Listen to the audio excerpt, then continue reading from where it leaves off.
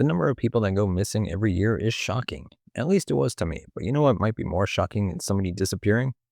Somebody appearing similar out of nowhere. That seems to be exactly the case regarding a mysterious man who went by the name of Peter Bergman. In June 2009, Brian Kinsella was training for a triathlon.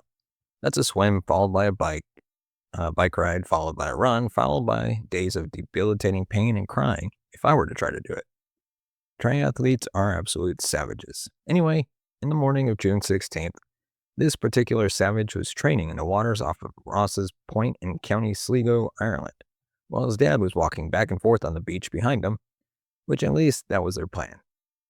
His training got cut short that day because right after he got into the water, his father saw something through the fog. It looked like a mannequin, maybe that somebody had left at the rocks at the back of the beach, a prank maybe that some kids were playing.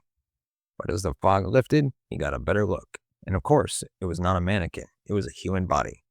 Now I know that sounds like the opening to a Law and Order episode, but it did actually happen. And I'm sure it was a deeply unsettling moment for both of them. Either way, they had no idea that what they just stumbled on was going to set in motion one of the greatest internet mysteries of all time. His father, Arthur, described the man as marble cold. He was tall, thin, Caucasian with gray hair, no visible blood or sign of injury, lying face down in a patch of sand that had recently been covered by the tide. Arthur and Brian took a moment to pray over the body before they called the police, which is called the Gardaí in Ireland, and around 6:45 a.m., Sergeant Terry McMahon from the Sligo Garda station arrived at the scene. First thing that he noticed was that there were no footprints around the body except for those of the Kinsellas. It looked like somebody had drowned out at sea and then been washed back in by the tide. Many reports would later claim that the body was naked, but that's inaccurate. He was actually wearing a navy blue t-shirt and black brief-style underwear. His shirt was tucked into the underwear, and also, as it was later discovered, into a pair of blue, black, and purple striped swim briefs worn inside the underwear. But no pants. Oh, and a quartz waterproof watch. The rest of his clothes were found on a nearby rock. A black leather jacket, navy chinos, and a black sleeveless vest, all folded neatly in a pile. Beside them were a pair of black shoes, dark socks, and a black leather belt. What was missing was a wallet or a passport or any kind of identification. Assuming that it was just a local man who drowned out at sea, Sergeant McMahon covered the body, basically just waited for a family member to come and look for them. But that never happened. And as they waited, they started to notice some particular weird things about this situation. Not only did he not have a wallet or any kind of identification, but all the tags had been torn out of the clothes. It was quickly becoming apparent that this was not just some local guy who went for a swim. This was somebody who went to great lengths to hide his identity.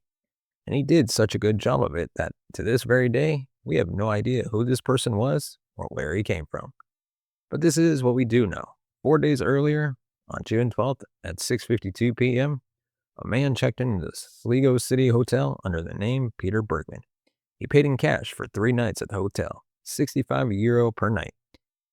He came by bus from Derry, Northern Ireland. Security cameras show onboarding the bus in Derry at 4 p.m. and exiting in Sligo at 6:28. What they don't seem to show is how he got to Derry or anything about his life before that point. For all intents and purposes, before that moment, when he stepped onto a bus in Derry, Peter Bergman did not exist. But wherever his journey began, it ended in Sligo. Sligo is a small town of about 20,000 people, known mostly for its shops. The surrounding county is known mostly for its scenery and for being a favorite subject of Nobel Prize-winning poet William Butler Yeats.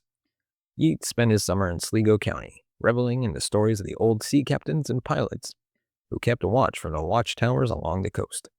Shipwrecks were common, and Yeats once said that Ross's Point was the most haunted place in the world. In fact, an area right next to where Peter Bergman was found is called Dead Man's Point, because, according to legend, a sailor was once buried there.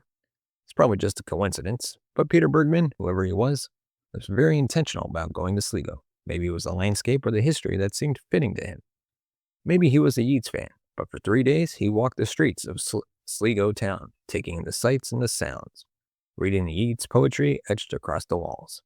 On Saturday afternoon, security cameras captured him picking up a certain quantity of international stamps. It's not known exactly how many stamps that he bought, and it was never seen him actually mailing anything out to anybody. But this was a weird little clue that's never really been solved. On Sunday, he asked a minibus driver about a place to swim. He pointed out a specific place on the map that he was interested in. But the driver told him that's actually better for surfing and that Ross's Point would be a better spot to go swimming. So they took a quick drive out there, and according to the driver, the man just got out of the car, kind of took a quick look around, and then got back inside.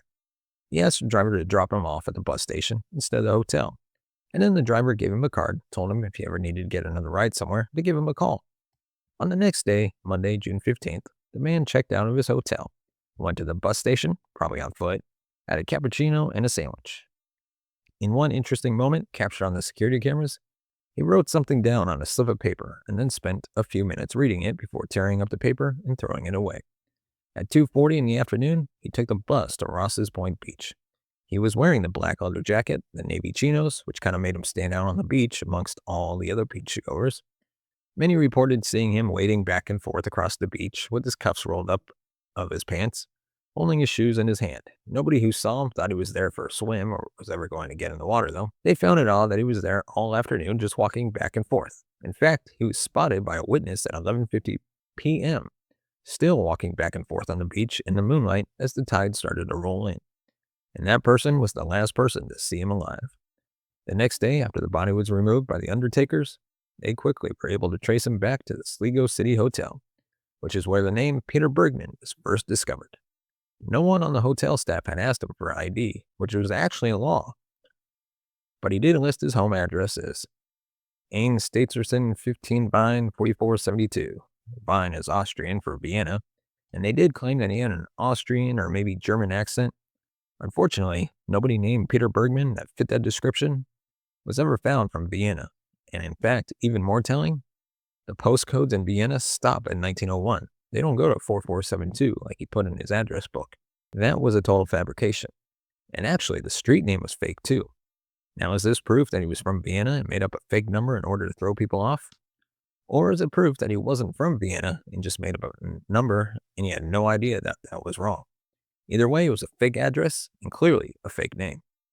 So that plus the missing ID plus the missing tags from his clothes were all signs of just, how much this guy wanted to protect his identity. But it was only after they dug into the security cameras around the city that the investigators realized how far out of his way he was going to protect it. Over those 3 days that he roamed the streets, the man left the hotel 13 times. Every time he left carrying an unlabeled purple plastic bag filled with items. And every time he returned to the hotel, he wasn't carrying the bag. Some think these were multiple bags that he was getting rid of. Others think it was the same bag, but maybe folded up in his pocket when he returned. Either way, he was returning with less than he left the hotel with, which is kind of the opposite of what most people do on their vacations. It seems that he was using these trips around town as a way of disposing of his personal belongings.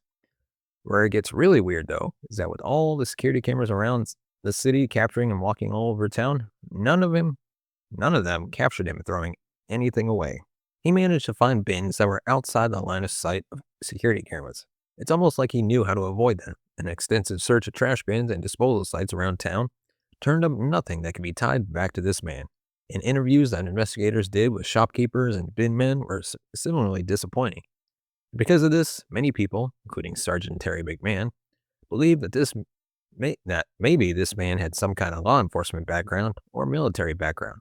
Some kind of special training that would give him a leg up on doing something like this. Now, this theory didn't open up any new leads to his identity or anything, but it did open up some really interesting questions. Like, could this guy have been a spy? Was he getting rid of all of his personal items to try to start his new life, to escape from something? Did some person from that life that he was trying to escape come back to find him? Is that what happened to him? They still hadn't fully ruled out foul play. It was only after his autopsy that the motivations for his actions became tragically clear. The autopsy was conducted by Dr. Clive Keelallen of the Sligo University Hospital, and what it revealed was that he had prostate cancer. Very, very advanced prostate cancer that had gotten into his lungs and his bones. In fact, he probably only had weeks to live, and he was probably in considerable pain. Even though no pain medication was found in his system, even though he had aspirin in his pocket, none of that was in his system. Neither was any kind of cancer treatment in his system. This cancer was going completely untreated. For all the mysteries of this story, one thing that everybody seems to have settled on is that this man came to Sligo to end his life. He had a terminal illness, and he wanted to go out on his own terms. So he found a beautiful seaside town to spend his final days in a beach where he could go out at night in high tide, swim out in the ocean, and let the tide just wash him out to sea. Whatever his reasons, he did everything he possibly could do to completely just disappear from the world.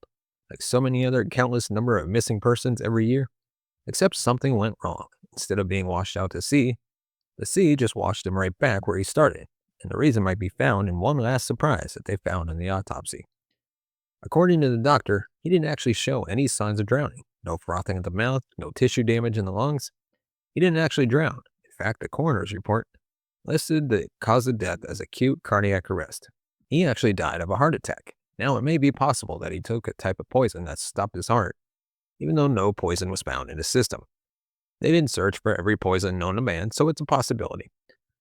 What it seems to have happened, as if this story couldn't get any weirder, is that he went out there to drown himself, but instead died of a freak heart attack.